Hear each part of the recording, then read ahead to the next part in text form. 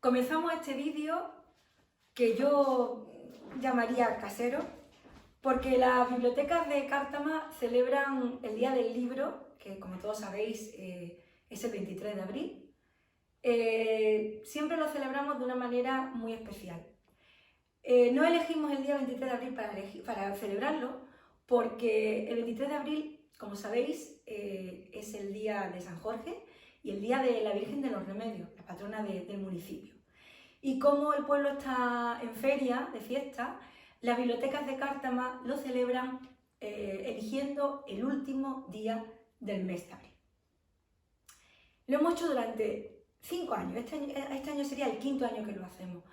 Y hacemos una actividad que normalmente la hacemos en la biblioteca, muchos de vosotros lo sabéis.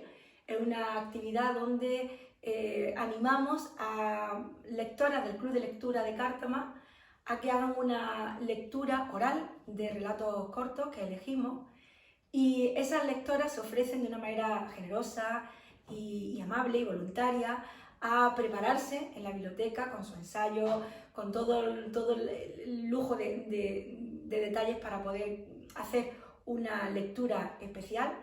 Y convertimos la biblioteca esa tarde en una especie de café.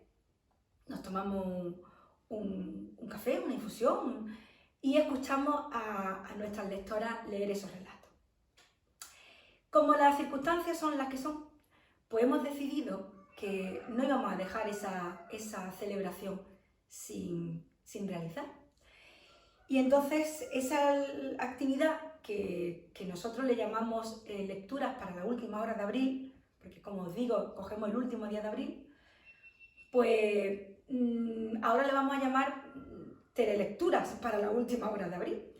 Y ya os digo que la biblioteca se convierte en una especie de café biblioteca, y os invito, si queréis, paráis el vídeo y os preparáis rápidamente una infusión, un café, algo que apetezca, para poder continuar visionándolo, pues eso, acompañados con una infusión, por ejemplo, como lo hacemos en la biblioteca cuando celebramos esta actividad. ¿En qué consiste la actividad? Pues rápidamente lo que estaba comentando, las lectoras hemos elegido previamente unos relatos cortos y las lectoras lo leen.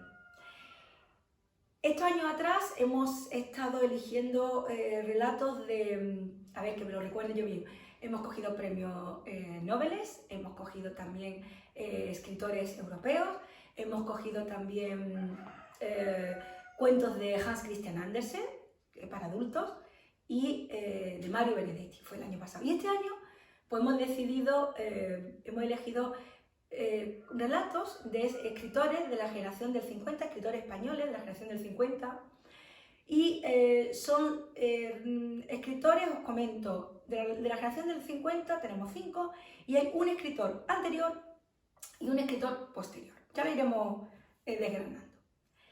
Y antes de comenzar con la lectura, quiero dar las gracias, porque en esta historia colaboran muchas personas, como podéis imaginar.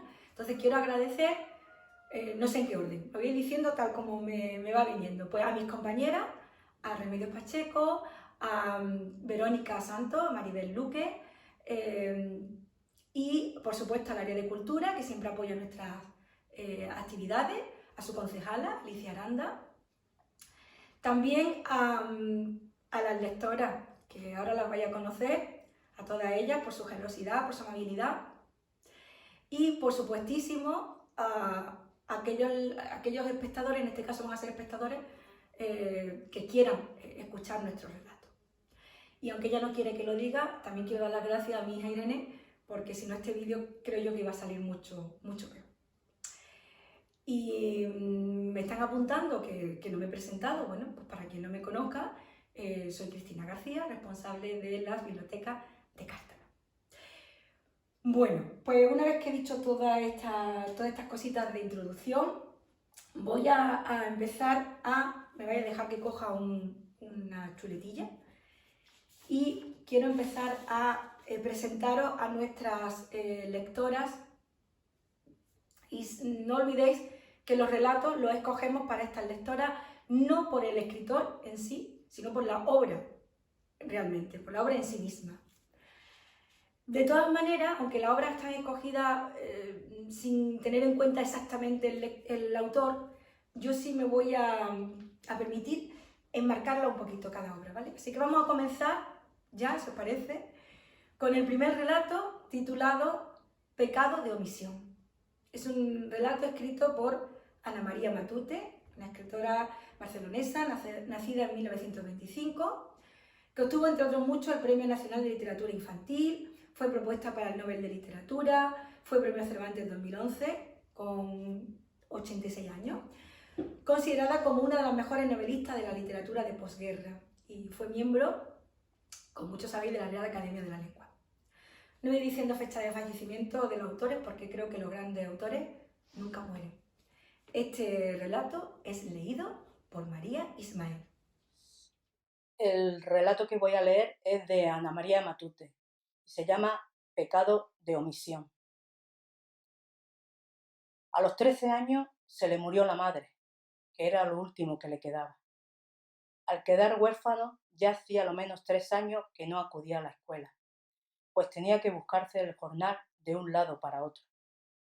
Su único pariente era un primo de su madre llamado Emeterio Ruiz Heredia. Emeterio tenía una casa de 2 pisos asomada a la plaza del pueblo, redonda y rojiza bajo el sol de agosto. Emeterio tenía 200 cabezas de ganado paciendo por las laderas de Sagrado y una hija moza, bordeando los 20, morena, robusta, riente y algo necia. Su mujer, flaca y dura como un chopo, no era de buena lengua y sabía mandar. Emeterio Ruiz no se llevaba bien con aquel primo lejano y a su viuda, por cumplir, la ayudó buscándole jornales extraordinarios. Luego, al chico, aunque le recogió una vez huérfano, sin herencia ni oficio, no le miró a derecha, y como él, los de su casa. La primera noche que Lope durmió en casa de Emeterio, lo hizo debajo del granero. Se le dio cena y un vaso de vino. Al otro día, mientras Emeterio se metía la camisa dentro del pantalón, apenas apuntando el sol en el canto de los gallos, le llamó por el hueco de la escalera, espantando a las gallinas que dormían entre los huecos. ¡Lope! Lope bajó descalzo, con los ojos pegados de legaña. Estaba poco crecido para sus 13 años y tenía la cabeza grande, rapada. ¿Te vas de pastor a Sagrado? Lope buscó las botas y se las calzó. En la cocina, Francisca, la hija, había calentado patatas con pimentón. Lope las engulló deprisa, con la cuchara de aluminio goteando a cada bocado. ¿Tú ya conoces el oficio? Creo que anduviste una primavera por las lomas de Santa Áurea, con las cabras de Aurelio Verdad. Sí, señor. No irás solo. Por allí anda Roque el Mediano. Iréis juntos. Sí, señor. Francisca le metió una hogaza en el zurrón, un cuartillo de aluminio, sebo de cabra y cecina. ¡Andando!, dijo Emeterio Ruiz Heredia. Lope le miró. Lope tenía los ojos negros y redondos, brillantes. ¿Qué mira? ¡Arreando! Lope salió, zurrón al hombro. Antes recogió el cayado, grueso y brillante por el uso, que guardaba como un perro apoyado en la pared. Cuando iba ya trepando por la loma de Sagrado, lo vio don Lorenzo, el maestro. A la tarde, en la taberna, don Lorenzo fumó un cigarrillo junto a Emeterio, que fue a echarse una copa de anís. He visto a Lope, dijo. Subía para Sagrado. Lástima del chico. Sí, dijo Emeterio limpiándose los labios con el dorso de la mano. Va de pastor. Ya sabe, hay que ganarse el currusco. La vida está mala. El desgraciado del pericote no le dejó ni una tapia en que apoyarse y reventar. Lo malo, dijo don Lorenzo rascándose la oreja con su uña larga y amarillenta, es que el chico vale. Si tuviera medios podría sacarse partido de él. Es listo, muy listo. En la escuela. Emeterio le cortó con la mano frente a los ojos. Bueno, yo no digo que no, pero hay que ganarse el currusco. La vida está peor cada día que pasa. Pidió otra Daní. El maestro dijo que sí con la cabeza. Lope llegó a Sagrado y voceando encontró a Roque el mediano. Roque era algo retrasado y hacía unos 15 años que pastoreaba para Emeterio. Tendría cerca de 50 años y no hablaba casi nunca. Durmieron en el mismo chozo de barro, bajo los robles, aprovechando el abrazo de las raíces. En el chozo solo cabían echados y tenían que entrar a gata, medio arrastrándose. Pero se estaba fresco en el verano y bastante abrigado en el invierno. El verano pasó, luego el otoño y el invierno. Los pastores no bajaban al pueblo excepto el día de la fiesta. Cada 15 días un zagal le subía a la cullera. Pan, cecina, cebo, ajo, a veces una bota de vino. Las cumbres de Sagrado eran hermosas, de un azul profundo, terrible, ciego. El sol, alto y redondo como una pupila impertérrita, reinaba allí. En la neblina del amanecer, cuando aún no se oía el zumbar de las moscas ni crujido alguno, López solía despertar, con la techumbre de barro encima de los ojos. Se quedaba quieto un rato, sintiendo en el costado el cuerpo de Roque el mediano, como un bulto alentante. Luego, arrastrándose, salía para el cerradero. En el cielo, cruzados como estrellas fugitivas, los gritos se perdían, inútiles y grandes. Sabía Dios hacia qué parte caerían, como las piedras, como los años. 1 año, 2, 5. 5 años más tarde, una vez, Emeterio le mandó llamar por el zagal. Hizo reconocer a Lope por el médico y vio que estaba sano y fuerte, crecido como un árbol. «Vaya roble», dijo el médico, que era nuevo. Lope enrojeció y no supo qué contestar. Francisca se había casado y tenía 3 hijos pequeños, que jugaban en el portal de la plaza. Un perro se le acercó, con la lengua colgando. Tal vez le recordaba. Entonces vio a Manuel Enrique, el compañero de la escuela que siempre le iba a la zaga. Manuel vestía un traje gris y llevaba corbata. Pasó a su lado y le saludó con la mano. Francisca comentó: «Buena carrera ese. Su padre lo mandó a estudiar y ya va para abogado». Al llegar a la fuente volvió a encontrarlo. De pronto quiso llamarle, pero se le quedó el grito detenido, como una bola en la garganta.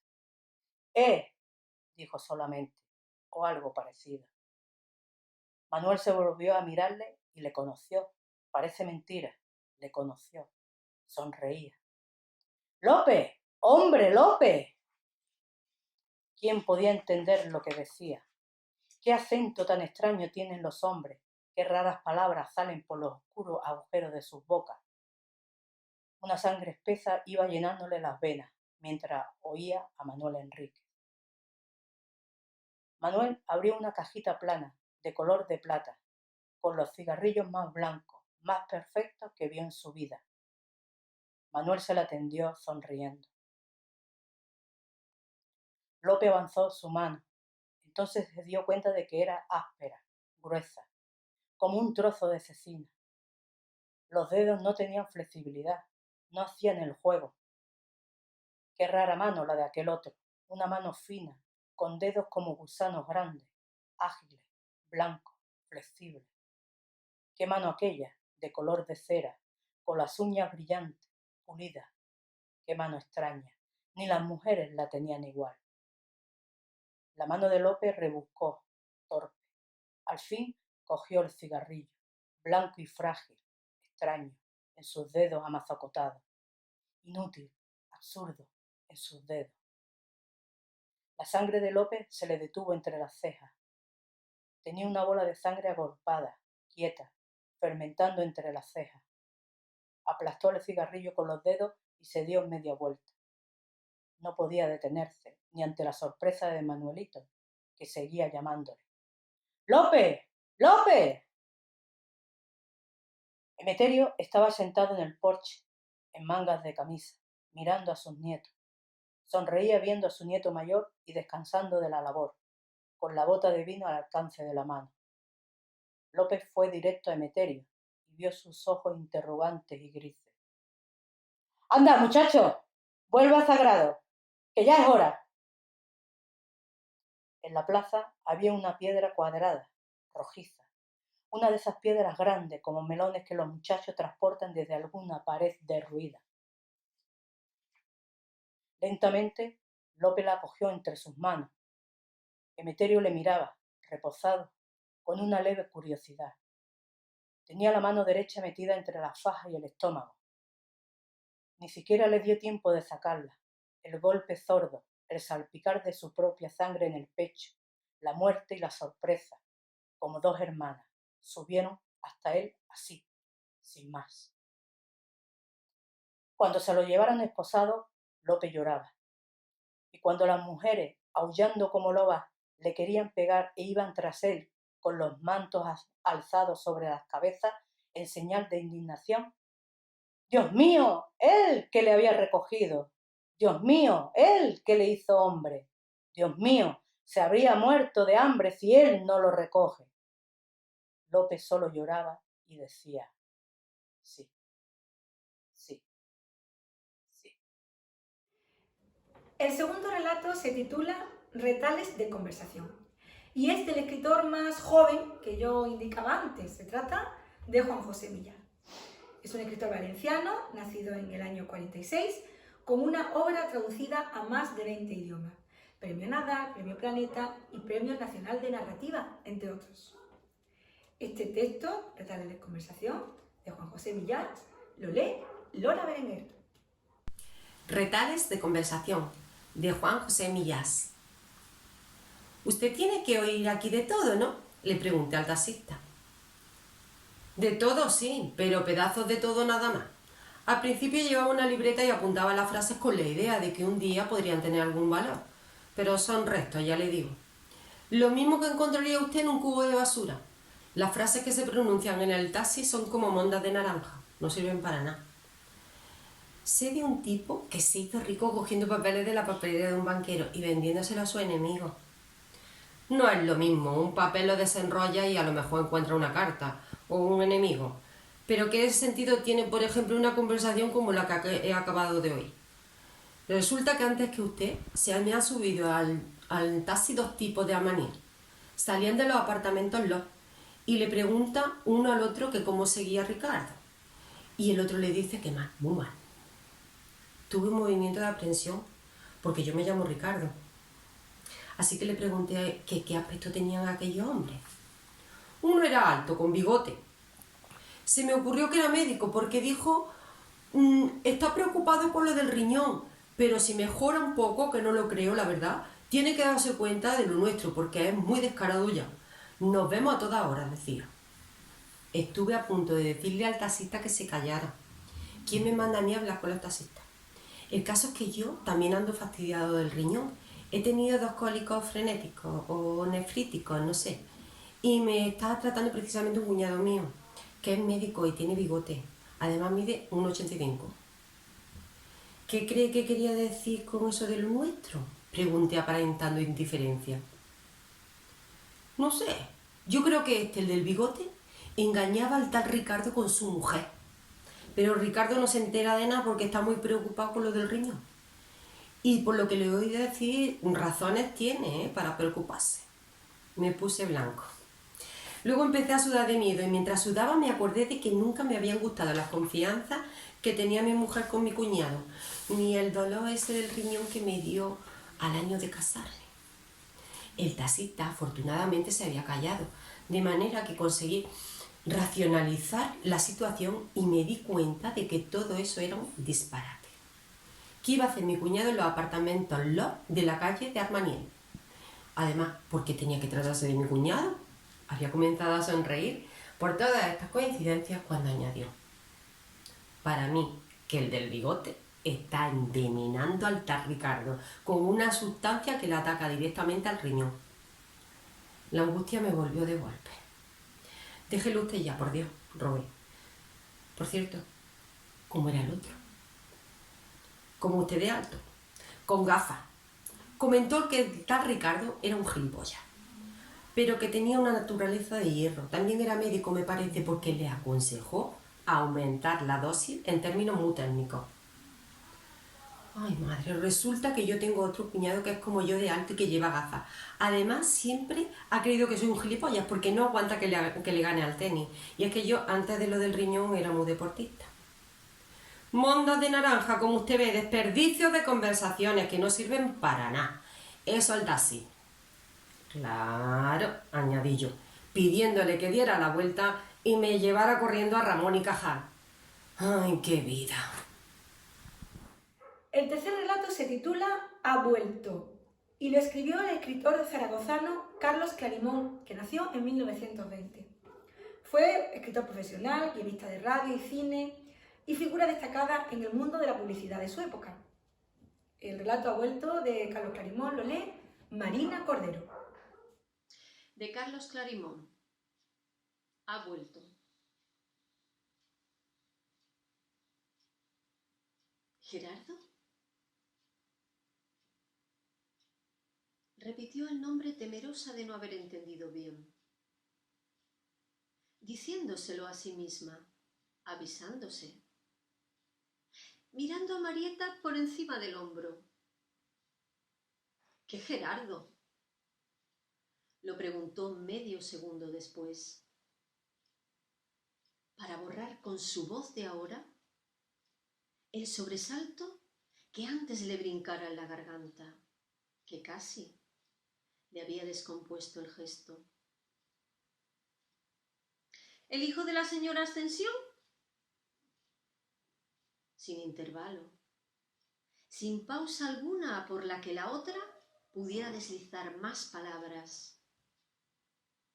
No necesitaba oírlas, necesitaba oírse, no abandonarse, demostrar que no era cierto que se le hubiera crispado la voz, fingir que había tenido que hurgar en su memoria para encontrar la imagen de él. ¿Y cuando ha vuelto? Siempre supo dominarse. Bajó la mirada y siguió alisando el mantel, sin ningún aire ya de sorpresa en su rostro, hasta que el mantel, blanco, blanco, no tuvo ni una arruga, con su festón hecho a punta de aguja, con sus 4 puntas colgando simétricamente, exactamente. Ya será viejo. Ella no era vieja, todavía no, ni él, claro. Pero había que decirlo. Le esperanzaba mucho pensar que Gerardo iba haciéndose viejo, que casi lo era ya. Más, por lo menos 47 o 48. 45. 4 más que ella. Nunca hubiera admitido que no necesitaba ni contar. 4 de diferencia. Él mismo lo precisó cierta vez. Yo tengo 23, 4 más que tú. Aquella primera tarde en que se quedaron solos. ¿Ha dicho si piensa volver a marcharse?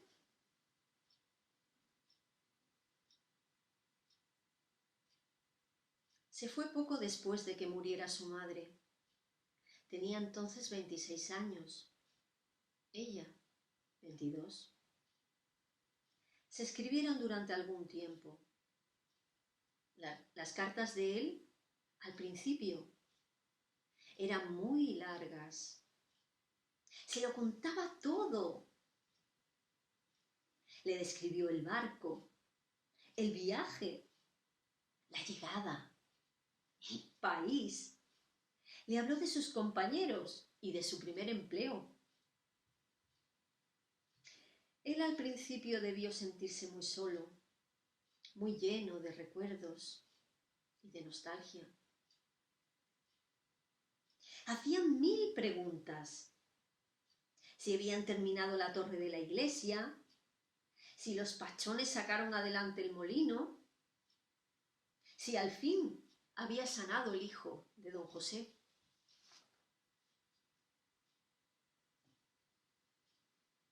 Jesús, volverse allá otra vez. Allí, que no debe de haber más que negros.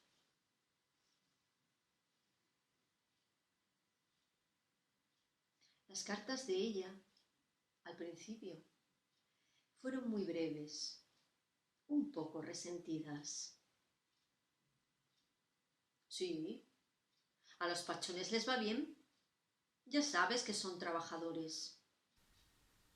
¿Y por qué no habían de salir adelante? ¿Dónde? Mejor que en el pueblo.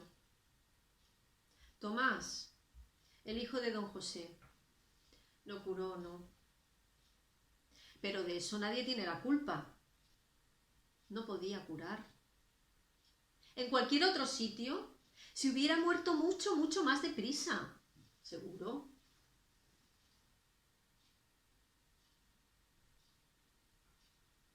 Eso es lo malo. Reúne unas perras y siempre quieren más.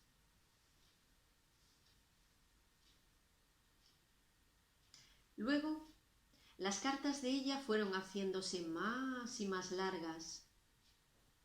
Ya no solo le hablaba del pueblo, le hablaba de ella misma también. Le preguntaba, hasta que empezó a sentir miedo. Un miedo distinto, más angustioso que aquel que hubo de dominarla inmediatamente después de marcharse él.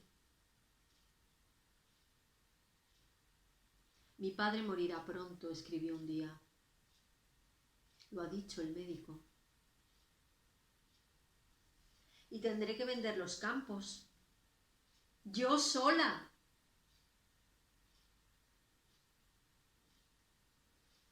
Adiós, Marieta. Hasta la tarde.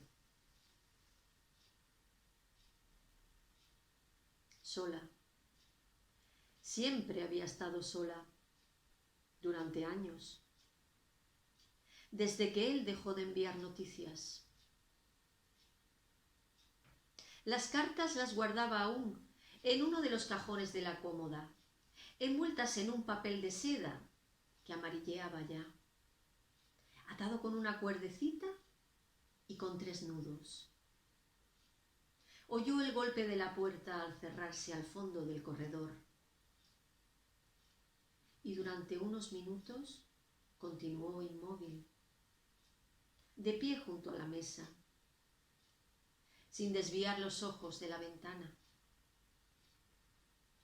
sin ver. La plaza, las grandes losas de piedra gris, ornadas de musgo. En medio, la fuente. Detrás la iglesia. A un lado el almacén. De pronto, aquella sofocada congoja que le oprimía el pecho se le derramó temblonamente por los brazos y las piernas, como si se le cayera la sangre.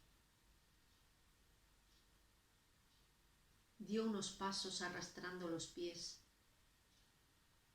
siempre con la mirada fija en los cristales, y apoyó las manos en el respaldo de la mecedora. ¿Cómo no lo había presentido? ¿Por qué no se lo habían dicho hasta ahora? El pueblo entero debía saberlo ya. Todo el mundo estaba enterado de que él había vuelto. Marieta misma le había visto, tenido muy cerca, oído su voz. Echó la cabeza hacia atrás, apretando los párpados, y el cosquilleo de los pelos que le colgaban de la nuca le hizo erguirse de nuevo, con susto casi. Se pasó las manos por las sienes, miró a su alrededor, buscando las horquillas con los dedos, y luego cruzó el cuarto en dirección al dormitorio. El gato, negro, enorme, lento, abandonó la mecedora, arqueó el lomo, despedazándose, bostezó y se fue tras su ama, como llevando el rabo en equilibrio. Ella sacaba ya su mejor ropa, el traje negro, la enagua. No, la enagua no tenía tiempo de cambiársela, ni hacía falta. El traje, el de la falda plisada, con su banda de lentejuelas brillando en torno al escote y las mangas abullonadas por los hombros. Hacía 2 años que no se lo ponía. Se lo hizo ella misma, en víspera de feria. De ya no recordaba qué feria. Y ocurrió que para aquellas fiestas ni salió de casa. Lo estrenó cuando el velatorio del pequeño Tomás. Los zapatos, el collar de cuentas, los pendientes, con su lágrima de ónix colgando de un eslaboncillo de oro. Lo demás, la bata, las zapatillas, las medias viejas, el delantal, todo al fondo del armario. Un tirón a la colcha, otra mirada alrededor. El gato, sentado en el umbral sobre sus cuartos traseros, la observaba con la quieta aquiescencia del que descubre en cada gesto del amo una medida para su propia comodidad. Saltaría luego encima de la cama y se quedaría ovillado junto a la almohada, entornando los ojos de vez en cuando, esperando la cena. La mujer se acercó a la ventana y abrió los postigos de par en par. Un dormitorio guarda siempre el olor del sueño. Retrocedió luego hasta el palanganero. Se puso la toalla sobre los hombros y empezó a peinarse. Sobre la repisa había un cepillo de cabeza, un par de peinetas clavadas en el cepillo, un vaso, y uno también con una cosa que parecía clara de huevo. Con un cepillo de dientes casi pelado ya, fue dándose con eso en las sienes y en lo alto de la cabeza. Volvió a pasarse el peine, ajustó una horquilla, otra, se empolvó la cara, mordió los labios y peinó las cejas con las yemas de los dedos mojadas en saliva. Cuando salió al comedor, cerró la puerta del dormitorio llevándose al gato por delante. Se asomó a la cocina sin soltar el picaporte y la cerró también. Después se acercó a la embocadura del pasillo, escuchando. Permaneció muy quieta durante unos instantes, jugueteando con las cuentas del collar. Y por último, fue a sentarse en la mecedora, muy tiesa, medio vuelta a la luz, con las manos cruzadas sobre la falda. La plaza. Las grandes losas separadas unas de otras por los tupés de musgo. La fuente. Y aquel chorrito que se desgranaba sin cesar, siempre igual, en medio del silencio. La campana, allá arriba, que pronto empezaría a voltear, apenas la blanca cal de las paredes empezara a hacerse gris, hasta que todo fuera azul, hasta que el desgranarse del agua volviera a repiquetear a solas, blandamente, en mitad de las sombras, cuando todo, negro y ciego y dormido. Así pasó la tarde, una tarde más, una tarde de instantes larguísimos, de horas que parecían resbalar de dos en dos, muy calladas. Gente en la plaza, siluetas macizas, oscuras, en racimos, que llegaban, permanecían un momento, quizá un rato, y se alejaban después. Una moza llenó su cántaro en la fuente y el rumor del agua se apaga por unos segundos. 3, 4, 5. Y vuelve a resonar más bronco, creciente, y luego un poco más agudo, como una voz que se alza, que va a gritar, hasta que de nuevo bate sobre el remanso del pilón, con el tono de siempre. Se levantó 2 veces, una para acercarse al pasillo, caminando de puntillas, muy rápida, al acecho de una llamada que no llegó a sonar, y otra casi sin darse cuenta de lo que hacía, para arreglar las flores de trapo que adornaban la mesa. Luego, allá fuera, volteó la campana. Largamente, más lúgubre y sonora que nunca. Se oscurecieron las fachadas de las casas y el cielo empezó a llenarse de pálidas estrellitas. Los visillos, blancos primero, luego amarillos y después azules, se tiñeron poco a poco de negro, de un negro recamado con el mismo color que el cielo, hasta que no se vio nada, solo las estrellas. Hasta que el gato, con sus estupefactos ojos destellando en la sombra, empezó a maullar. Entonces, la mujer encendió la luz, cerró la ventana, puso un poco de leche en un plato y, sin entrar siquiera a la cocina, fue a meterse en la cama. Aún no había acabado de salir el sol cuando ya estaba de nuevo en pie. Lo primero que hizo fue preparar el desayuno. Tenía hambre. Arregló el dormitorio, lavó la ropa que se quitara la tarde anterior y volvió a ponerse el traje negro. Y el collar, los zapatos nuevos, los pendientes, con los pelos de las sienes bien pegados con aquello que parecía clara de huevo. Sacó la cesta de la costura y la colocó sobre la banqueta que había al pie de la ventana del comedor, frente a la mecedora. Un carro arrastrado por 2 mulas cruzaba la plaza. El carrero iba a un lado, la trae al hombre, pausado, con las abarcas mojadas de rocío. El almacén estaba abierto ya.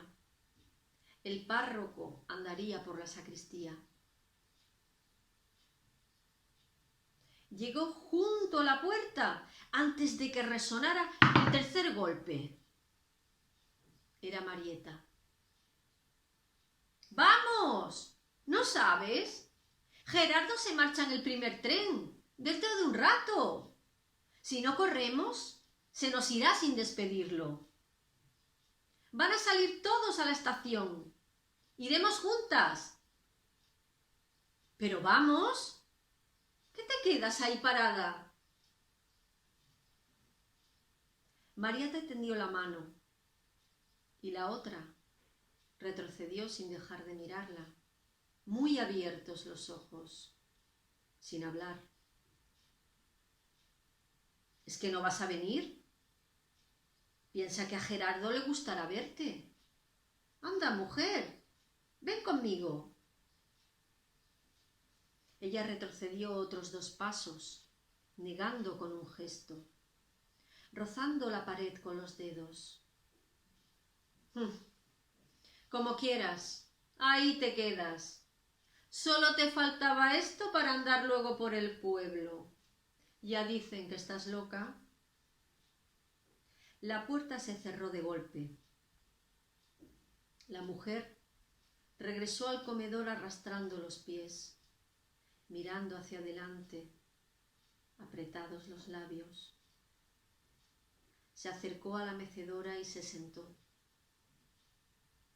Todavía vio a Marieta correr a través de la plaza. Un grupo de gente iba en la misma dirección. El sol doraba ya la torre nueva de la iglesia. Estuvo inmóvil mucho rato. Después, poco a poco, fueron venciéndole los hombros. Empezó a ordenar los pliegues de la falda, rectos, paralelos, afilados. El gato se lamía recostado entre las patas de la banqueta. A la mujer le escocían los ojos como 2 llagas, cercados de una fina red de arrugas. Tenía los labios curvados hacia abajo, unos labios demasiado delgados, exangües. La piel de las manos era brillante y dura. Las venas en el dorso dibujaban una enredadera azul pletórica, casi negra. Se oyó el pito del tren, una delgadísima quebradura enseguida borrada por el cristal del cielo. Inclinó la cabeza un poco más. Su pelo era oscuro, veteado de gris. Sus manos parecían dormidas, tan cansadas. Le temblaron los hombros, apenas nada, y sobre la falda, de pronto, brillaron 2 manchitas iguales, muy próximas, redondas, diminutas. Un instante solo. Se apagaron y los dedos de la mujer empezaron a ordenar de nuevo aquellos pliegues, todos iguales, rectos, tan antiguos que nadie hubiera podido borrarlos ya. El cuarto relato se titula La pared, escrito por Vicente Blasco Ibáñez. Este autor es anterior a la generación de la selección que hemos hecho. Nació en 1867, pero lo hemos agrupado aquí. Fue escritor, político y periodista. Sus obras tuvieron mucho éxito y se han llevado al cine, como sabéis, adaptaciones de muchas de ellas.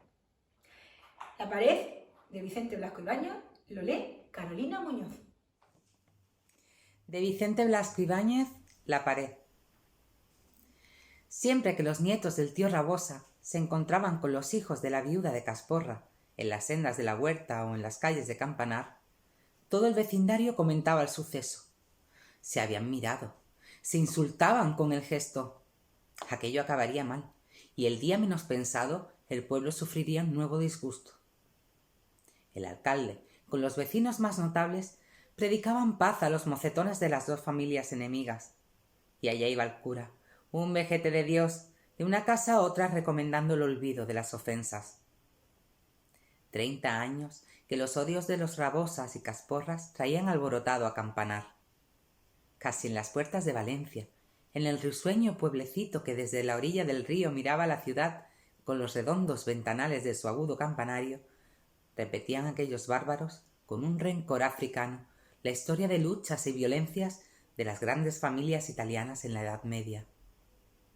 Habían sido grandes amigos en otro tiempo. Sus casas, aunque situadas en distintas calles, lindaban por los corrales separados únicamente por una tapia baja. Una noche, por cuestiones de riego, un Casporra tendió en la huerta de un escopetazo a un hijo del tío Rabosa, y el hijo menor de éste, porque no se dijera que en la familia no quedaban hombres, consiguió, después de un mes de acecho, colocarle una bala entre las cejas al matador. Desde entonces, las dos familias vivieron para exterminarse, pensando más en aprovechar los descuidos del vecino que en el cultivo de las tierras. Escopetazos en medio de la calle, tiros que al anochecer relampagueaban desde el fondo de una acequia o tras los cañares o ribazos cuando el odiado enemigo regresaba del campo. Alguna vez un Rabosa o un Casporra camino del cementerio, con una onza de plomo dentro del pellejo. Y la sed de venganza sin extinguirse, antes bien extremándose con las nuevas generaciones, pues parecía que en las dos casas los chiquitines salían ya del vientre de sus madres tendiendo las manos a la escopeta para matar a los vecinos. Después de 30 años de lucha, en casa de los Casporras solo quedaba una viuda con 3 hijos mocetones que parecían torres de músculos. En la otra estaba el tío Rabosa, con sus 80 años, inmóvil en un sillón de esparto, con las piernas muertas por la parálisis, como un arrugado ídolo de la venganza, ante el cual juraban sus 2 nietos defender el prestigio de la familia. Pero los tiempos eran otros. Ya no era posible ir a tiros como sus padres en plena plaza a la salida de misa mayor. La Guardia Civil no les perdía de vista. Los vecinos les vigilaban, y bastaba que uno de ellos se detuviera algunos minutos en una senda o en una esquina para verse al momento rodeado de gente que le aconsejaba la paz. Cansados de esta vigilancia que degeneraba en persecución y se interponía entre ellos como infranqueable obstáculo, Casporras y Rabosas acabaron por no buscarse, y hasta se huían cuando la casualidad les ponía frente a frente. Tal fue su deseo de aislarse y no verse, que les pareció baja la pared que separaba sus corrales. Las gallinas de unos y otros, escalando los montones de leña, fraternizaban en lo alto de las bardas. Las mujeres de las 2 casas cambiaban desde las ventanas gestos de desprecio. Aquello no podía resistirse. Era como vivir en familia. Y la viuda de Casporra hizo que sus hijos levantaran la pared de una vara. Los vecinos se apresuraron a manifestar su desprecio con piedra y argamasa y añadieron algunos palmos más a la pared. Y así, en esta muda y repetida manifestación de odio, la pared fue subiendo y subiendo. Ya no se veían las ventanas. Poco después, no se veían los tejados. Las pobres aves del corral estremecíanse en la lúgubre sombra de aquel paredón que les ocultaba parte del cielo, y sus cacareos sonaban tristes y apagados a través de aquel muro, monumento del odio, que parecía amasado con los huesos y la sangre de las víctimas. Así transcurrió el tiempo para las 2 familias, sin agredirse como en otra época, pero sin aproximarse, inmóviles y cristalizadas en su odio. Una tarde sonaron a rebato las campanas del pueblo. Ardía la casa del tío Rabosa. Los nietos estaban en la huerta, la mujer de uno de estos en el lavadero, y por las rendijas de puertas y ventanas salía un humo denso de la paja quemada. Dentro, en aquel infierno que rugía buscando expansión, estaba el abuelo, el pobre tío Rabosa, inmóvil en su sillón. La nieta mesaba los cabellos, acusándose como autora de todo por su descuido. La gente arremolinábase en la calle, asustada por la fuerza del incendio. Algunos, más valientes, abrieron la puerta, pero fue para retroceder ante la bocanada de humo cargada de chispas que se esparció por la calle. «¡El abuelo! ¡El pobre abuelo!», gritaba la de los Rabosas, volviendo en vano la mirada en busca de un salvador. Los asustados vecinos experimentaron el mismo asombro que si hubieran visto el campanario marchando hacia ellos. 3 mocetones entraban corriendo en la casa incendiada. Eran los Casporras.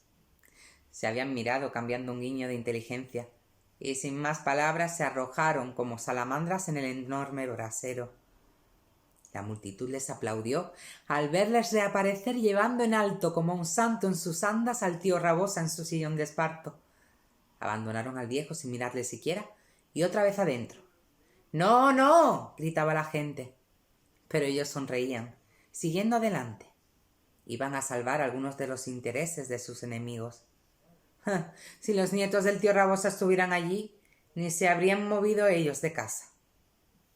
Pero solo se trataba de un pobre viejo, al que debían proteger como hombres de corazón. Y la gente les veía tan pronto en la calle como dentro de la casa, buceando en el humo, sacudiéndose las chispas como inquietos demonios, arrojando muebles y sacos para volver a meterse entre las llamas. Lanzó un grito la multitud al ver a los dos hermanos mayores sacando al menor en brazos. Un madero al caer le había roto una pierna. —¡Pronto, una silla! La gente, en su precipitación, arrancó al viejo Rabosa de su sillón de esparto para sentar al herido. El muchacho, con el pelo chamuscado y la cara ahumada, sonreía ocultando los agudos dolores que le hacían fruncir los labios. Sintió que unas manos trémulas, ásperas, con las escamas de la vejez, oprimían las suyas. —¡Hijo mío! ¡Hijo mío! —gemía la voz del tío Rabosa, quien se arrastraba hacia él. Y antes de que el pobre muchacho pudiera evitarlo, el paralítico buscó con su boca desdentada y profunda las manos que tenía agarradas y las besó. Las besó un sinnúmero de veces, bañándolas con lágrimas. Ardió toda la casa, y cuando los albañiles fueron llamados para construir otra, los nietos del tío Rabosa no les dejaron comenzar por la limpia del terreno. Ardió toda la casa, y cuando los albañiles fueron llamados para construir otra, los nietos del tío Rabosa no les dejaron comenzar por la limpia del terreno, cubierto de negros escombros. Antes, tenían que hacer un trabajo más urgente, derribar la pared maldita. Y empuñando el pico, ellos dieron los primeros golpes. El quinto relato se titula Verdaderamente con una madre así tan buena, ni se puede ser Lucifer, ni demonio, ni nada de nada, de Miguel Miura. Escritor, historietista, periodista que nació en 1905. De él podemos decir que renovó el teatro cómico español con su facilidad asombrosa para los juegos semánticos y el enredo con algo de absurdo. Anticipa el teatro del absurdo por esas situaciones ilógicas y la falta de coherencia en el discurso. Este relato de Miura lo lee Remedios Jiménez. De Miguel Miura. Verdaderamente, con una madre así, tan buena, no se puede ser Lucifer, ni se puede ser demonio, ni se puede ser nada. Cuando Dios y Lucifer tuvieron aquel gran disgusto, la primera en lamentarlo fue la mamá de Lucifer, que era una señora muy bondadosa y muy formal, y tan decente como la primera. Le dijo al niño, zandareándole por un ala, «Eso que tú has hecho no lo hace un angelito. No tiene ni pizca de sentido. Tan a gusto como estábamos aquí, y ahora, por ser tan descarado, nos tenemos que ir, Dios sabe a dónde, antipático. No sé en qué sitio vas a encontrar una casa como esta, con lo malo que está ahora todo». Realmente, doña Rosa se encontraba allí muy bien y muy tranquila. Casi todo el día se lo pasaba reunida con las madres de los otros ángeles, haciendo labor, merendando, mientras sus hijos volaban por allí cerca y tocaban sus trompetitas y ensayaban sus dulces cantos. Ellas lo pasaban tan bien como lo pasan las madres de las cupletitas y de la segunda tiplés, y como a estas se les caía la baba viendo hacer monería a sus hijitos, que eran tan buenos y tan guapos. Por eso, cuando echaron de allí a Luciferito, doña Rosa lo sintió muchísimo y se pasó llorando toda aquella noche y ni cenó siquiera. Ella pensaba, y con mucha razón, que si su hijo hubiese seguido allí, podría haber llegado a ser ingeniero de caminos, canales y puertos, o médico, y no demonio, que era tan feo. Las madres de los otros angelitos le decían para consolarla, «No se preocupe usted, doña Rosa, ¿quién sabe si su porvenir está por ahí?» Las madres no debemos torcer las inclinaciones de nuestros hijos. Después de todo, demonios hay pocos. Y si su hijo de usted es listo, quizás con el tiempo llega a ser director de los demonios y eso ya es un destino bonito. No pasa como con los oficiales de correo, que hay tanto y cuesta tantísimo ascender. Y así pasó. Lucifer fue director de los demonios y la mamá, poco a poco, se fue conformando con el cargo de su hijo, a quien adoraba. Nunca se separaba de él y le seguía tratando como a un niño, pues las madres con sus hijos son siempre unos niños, aunque lleguen a ser jefe de estación o pareja de la Guardia Civil o algo más. Doña Rosa aún le seguía dando buenos consejos, como cuando tenía 5 años. Cuando Lucifer se metía toda la mano dentro de la nariz, Doña Rosa le decía que no se metiese más que un dedito. Y cuando algún desgraciado le quería vender su alma, ella le decía: no se la debes comprar, hijo. Piensa que es un muchachito joven y que no sabe lo que se hace. Piensa en el disgusto que le dará a su madre si se entera de que le ha vendido a ti el alma. Sé bueno, hijo mío. Lucifer entonces se enfadaba mucho y le decía así: debes comprender que el demonio no puede ser tan bueno, mamaíta. Yo ya no soy un chiquillo y no me gusta que me aconsejen estas cosas. Yo sé lo que tengo que hacer. Pero la madre insistía y entonces Lucifer, que a pesar de todo era muy respetuoso, le decía al joven que no se la podía comprar porque ya tenía muchas iguales en la tienda y que por ahora no le interesaba comprarle más, que volviera otro día. Doña Rosa tenía todo el infierno muy arregladito y tan limpio que daba gusto estar allí. Ella misma con sus manos hacía la comida de los condenados y mucha gente iba al infierno a pasar temporadas, solamente por comer el bacalao a la vizcaína que nadie guisaba como Doña Rosa, y eso lo decía hasta la gente de Bilbao, que ya saben ustedes que están acostumbrados a comerlo tan bueno. Todos los jueves, Doña Rosa, además de poner ropa limpia a las camas, les daba a los condenados refresco de naranja o de limón. Y si algún señor caía enfermo, ella le cuidaba y le llevaba una taza de caldo a la cama o de manzanilla. Era buenísima. Lucifer, con todas estas cosas, estaba muy contrariado. Con una madre así, tan buena, no se puede ser Lucifer, ni se puede ser demonio, ni se puede ser nada. Yo comprendo que ella lo hace por mi bien y que una madre siempre es una madre. Pero con todo esto, yo voy perdiendo categoría. Ya nadie me respeta como me tiene que respetar. No me deja que tiente a nadie. Ya nadie hace casi pecado. Ahora está empeñada en que tomemos un hotelito en el campo y que compremos gallina. Tampoco me quiere dejar de salir por las noches. Esto ya es increíble.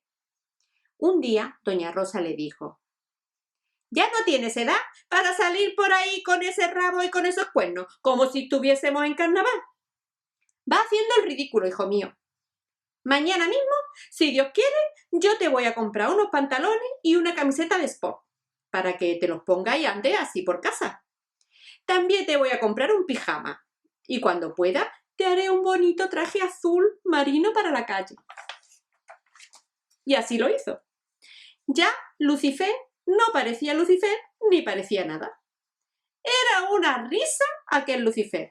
Los hombres estaban furiosos con él porque no les hacía de ir al cabaret, ni les hacía engañar a las inocentes modistillas, ni les hacía embriagarse, ni les hacía robar bancos, y los niños también, porque no les animaba para que matasen perros, ni les animaba para que incendiasen fincas.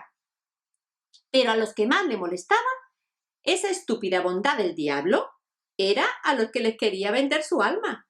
Como el diablo no se las quería comprar, porque si se las compraba luego le reñía su mamá, ellos no sabían qué hacer y se desesperaban. Era como si de pronto les hubiesen cerrado veguillas a todas las señoras viudas. Pero Lucifer de pronto cambió. Terminó por pasar lo que pasa con todos los niños a quienes las madres miman tanto y les tienen tan sujetos, que el niño, a lo callado, se hizo un golfillo y lo fue abandonando todo y ya no quiso ni trabajar. Y hasta llegó un día a levantarle la mano a su madre. Entonces fue cuando la madre se enfadó mucho y le dijo: «Siempre has tenido muy malos instintos, hijo mío. No lo puedes remediar. A ti hay que castigarte de alguna manera para que escarmientes». Y lo castigó. Le metió en Santa Rita, que es un correccional, que hay para niños que son malos. Y así fue como se terminó el infierno con lo bien que estaba. Ahora parece ser que van a hacer otro infierno y van a poner de director a otro demonio. Pero hasta que hagan esto, con lo que tardan en hacer las cosas en este país, no sé lo que va a ser de nosotros. Y todo por las tontas de las madres que en todo se tienen que meter. El sexto relato se titula Castigo de Dios, de Álvaro de la Iglesia. Es un escritor humanista nacido en 1922. Este texto, Castigo de Dios, lo lee Mercedes González. De Álvaro de la Iglesia, Castigo de Dios. Acabo de abrir los ojos y al ver frente a mí los contornos familiares de 2 sillas y una mesa, me he puesto a dar saltos de alegría. He saltado como un loco hasta quedar rendido y jadeante. Ahora me apresuro a decir que no estoy loco, aunque a primera vista pueda parecerlo. Comprendo que cualquiera se sorprendería observando mis aparatosas reacciones ante hechos tan triviales como son levantar los párpados y advertir la presencia de unos muebles tan corrientes. Pero en cuanto yo le explicara a ese cualquiera los motivos de mi reacción, dejaría de sorprenderse para proceder en el acto a desmayarse. Porque yo, antes de abrir los ojos, no los tenía cerrados por capricho, ni por haber estado durmiendo. Tampoco los cerré por mi propia voluntad. Lo cierto es que un alma piadosa me los cerró, porque yo me había muerto. Así como suena, muerto, completamente muerto. No puedo precisar cuánto tiempo estuve sumido en ese estado de inconsciencia mortal, pues acabo de revivir y aún no me he encontrado con nadie para preguntárselo. Tampoco me corre prisa averiguarlo. Lo importante es que yo volví del otro mundo y que estoy de nuevo en este, entre los vivos. Es la alegría de haber regresado lo que me hace brincar y reír, porque nada satisface tanto como comprobar que los hechos confirman nuestras teorías. Y yo, durante toda mi vida anterior, creía firmemente en la reencarnación.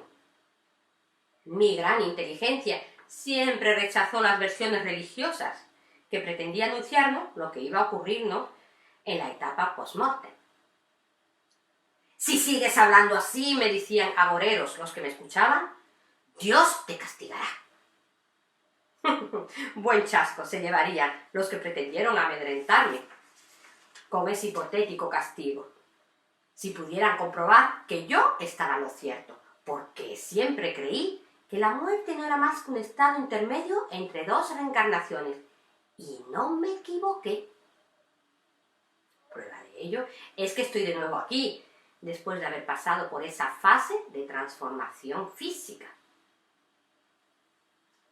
Mi carne es ahora distinta, pero mi soplo vital que le anima sigue siendo el mismo.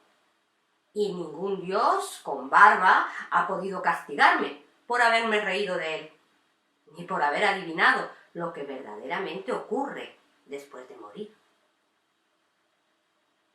¿Qué me dirían ahora todos los supersticiosos y todas las beatas que se escandalizaban al oír mis burlas sobre sus ángeles y demonios?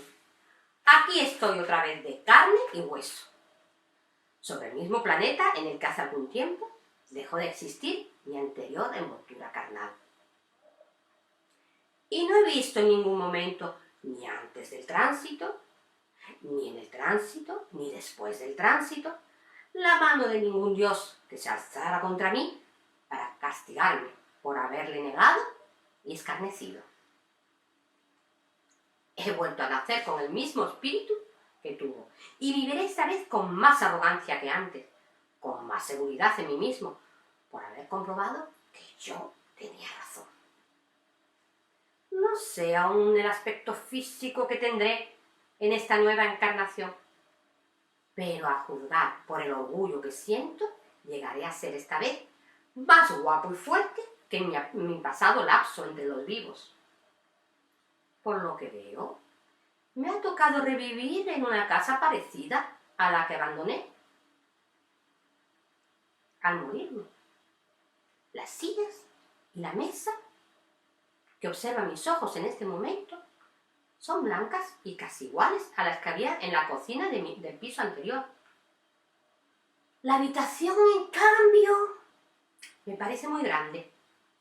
Esto se debe sin duda a un efecto óptico, muy normal en la niñez. Cuando somos pequeños, todas las cosas que vemos nos parecen mucho mayores. Y yo debo de ser pequeñísimo todavía, porque acabo de nacer. Es seguro que cuando crezca en esta nueva vida, llegaré a ser mucho más importante que la vieja, puesto que poseo desde mi nacimiento una madurez mental completa. ¿No es esta la prueba definitiva de que Dios es un pito para cerebros subdesarrollados? Si de veras existiese, no estaría yo de nuevo en el mundo, superdotado de un talento precoz. Estaría sufriendo una de esas condenas eternas que predican los curas, por haberme burlado de ese omnipotente barbudo. ¡Qué risa! Cuando pienso en todos los supersticiosos que creen en esas paparruchas, me dan ganas de soltar una interminable carcajada. Y muy contento de iniciar una nueva etapa vital, me digo: aquí estás de nuevo, como habías previsto, con tu aguda inteligencia. Pues acertaste al creer que nada se destruye, solo se transforma. Aquí estás otra vez, con los ojos bien abiertos, contemplando este mundo circundante que te resulta familiar. Y recorro con la vista, muy satisfecho, todo lo que me rodea. Las sillas, la mesa. También hay en la habitación una gran ventana, que examino atentamente. Y una puerta. Cuando vuelvo los ojos hacia la puerta, veo que el picaporte gira y empieza a abrirse. La abertura se amplía poco a poco y cuando alcanza la amplitud suficiente para permitir el paso de una persona, entra por ella una mujer. Es gruesa, grandota y ordinaria. Parece una cocinera, pero pienso que quizás sea mi nodriza. Recuerdo que en mi vida anterior, los padres que me correspondieron entonces también contrataron a una mujerona para que me criara. Deduzco, por lo tanto, que esta no es una cocinera, como parece, sino mi ama de cría, y me quedo inmóvil, observándola con curiosidad. Mi agudeza intelectual me hace adivinar que se dirigirá hacia mí haciéndome carantoñas. Eso es lo que suelen hacer todas las nodrizas. Y espero sonriendo a que estos hechos se produzcan, con la superioridad de haberlos adivinado antes de producirse. La mujerona, en efecto, se dirige al lugar que ocupo en la habitación, pero al verme, en lugar de las carantoñas previstas, se pinta en su rostro una mueca de desagrado. ¡Qué asco de cocina!, exclama, mirándome con repugnancia. ¡Otra cucaracha!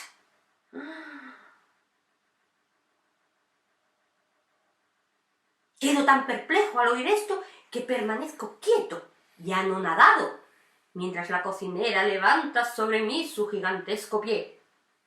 Cuando reacciono, corro con todas mis patas a refugiarme en una rendija del zócalo. Pero ya es demasiado tarde. La enorme suela del zapato cae sobre mi cuerpo y empieza a aplastarme.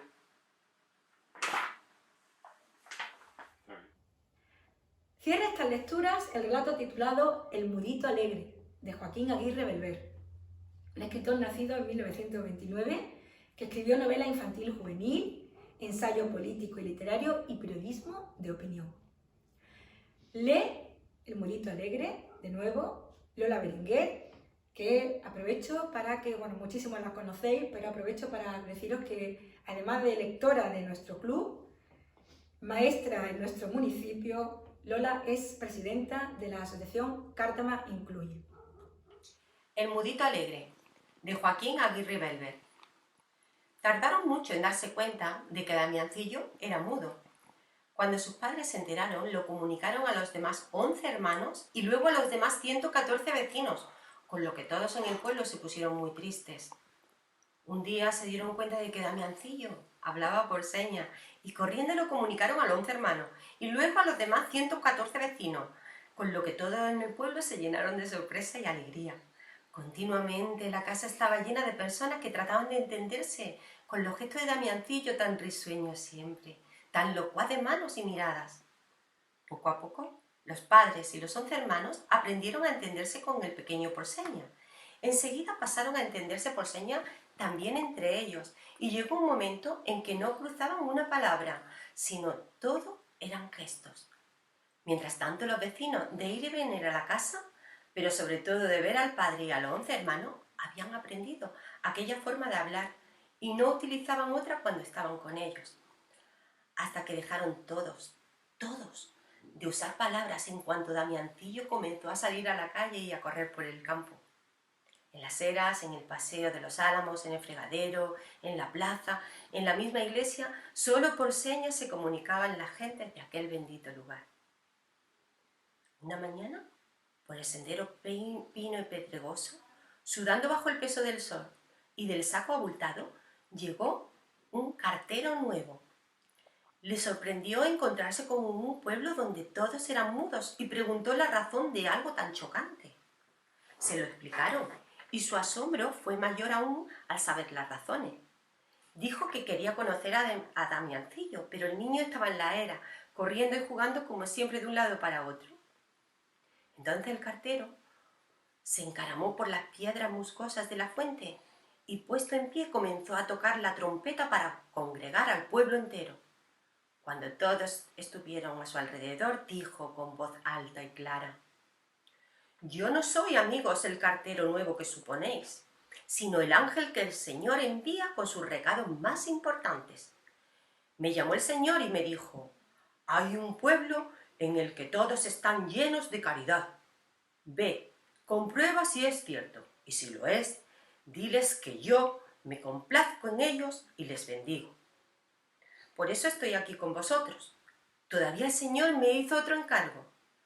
Para mostrarles cómo mi corazón se conmueve con su bondad, diles también que les concedo la gracia que, por boca de su buen alcalde, quieran pedirme». Se adelantó el buen alcalde, gordo y meditabundo. Era persona que pensaba mucho las cosas antes de decirlas, y pasó un rato en rascarse la frente, palmearse la faja, fruncir las cejas y cepillarse a manotazos la barba, sin decir «esta boca es mía». Pero eso sí, cuando se decidió, fueron sus razones de gran peso. «Señor ángel de Dios, si una gracia hemos de pediros, es que la próxima vez que nos transmitáis un recado no lo hagáis de palabras, sino por señas. Anda por aquí Damiancillo, ya sabéis, y podría ponerse triste oyéndoos. Habláis tan bien y tan de seguido». Y esto lo dijo el buen alcalde por señas. Bueno, pues estos son los relatos que hemos elegido. Esperamos que haya gustado esta propuesta. Los libros de los que hemos sacado estos relatos los tenéis en la biblioteca de Cártama. Este libro, este otro libro, una antología de cuentos españoles contemporáneos muy interesante. Nos encanta sacar de la estantería libros que quedan muchas veces, pasan desapercibidos y creemos que son interesantes de recuperar. Y pues agradeciendo muchísimo vuestra atención, agradeciendo muchísimo que hayáis tenido esa paciencia de escuchar todos nuestros relatos, pues lo único que nos queda es deciros que hasta siempre.